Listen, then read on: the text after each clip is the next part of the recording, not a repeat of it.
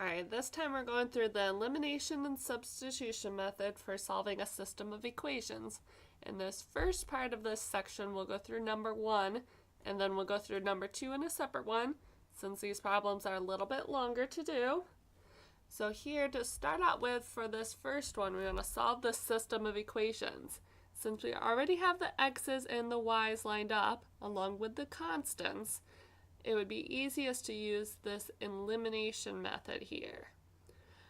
So in this case, to do that, one way to do it, just what I'm going to show you here, is you could eliminate, well, you could eliminate either the x's or the y's, just depending on which one you prefer. In this case, I'm going to eliminate the x's because they are smaller numbers to work with. So to do so, we can multiply everything in this first equation by 3, and everything in the second equation by 2. Make sure you distribute this through to everything in the equation, including the right-hand side of the equation. So I'm going to write it off to the side over here underneath. So in this case, we would have 6x minus 15y is equal to 12. And then in the second equation, once we distribute the 2 through, we would have negative 6x plus 8y is equal to, in this case, also 12. So first thing is to get it so that way either the x's or the y's have exactly the same number, just different signs. So here in this case for the x, we had a 6x in the first equation and a negative 6x in the second equation. So you want something like that either for the x's or for the y's. After you get that, you want to then add together those two equations, which is why sometimes this method is also called the addition method, because once you get to that step, you then add them together.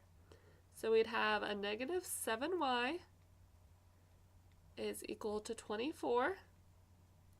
And then since we have it down to one variable, we finish solving like normal.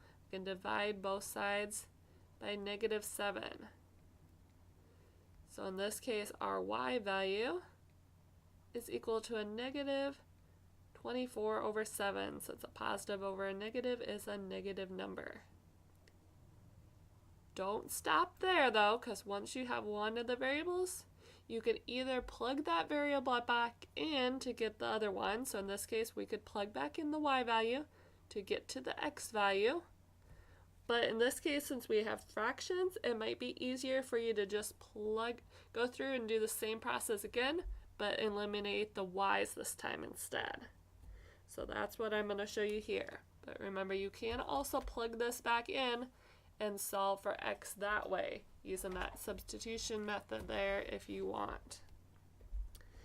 So here, if we go through and do this process again to eliminate the y this time, what we'd have is we would have 4 times that first equation. I'm going to rewrite it out here. The 2x minus 5y equals 4.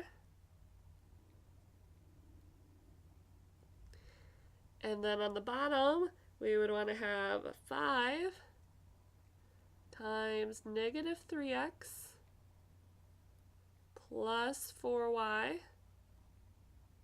equals 6.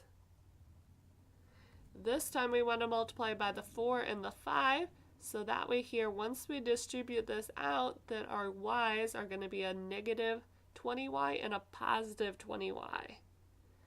So we'll go through and distribute that through. So here in this case, the first equation now becomes 8x minus 20y equals 16. And then the second one, we have negative 15y. And then plus 20y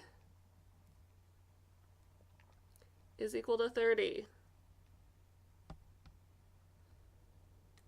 So once again here, you'll notice that those y's, the same as each other, just different signs. And then once you have that step, you can go through and add those together.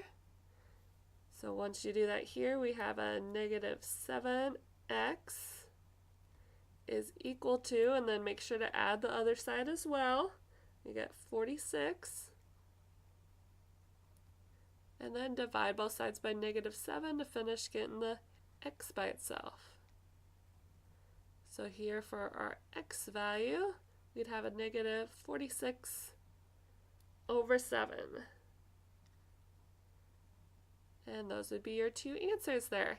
And then sometimes the problem may ask you to write it as a coordinate, in which case you want to make sure to list the x value first. So we'd have the negative 46 over 7, comma, negative 24 over 7. That would be if it asked for it as a coordinate rather than just the x and the y there. And then like I said before, we'll go through number 2 in the next video. If you have questions, make sure to ask like normal.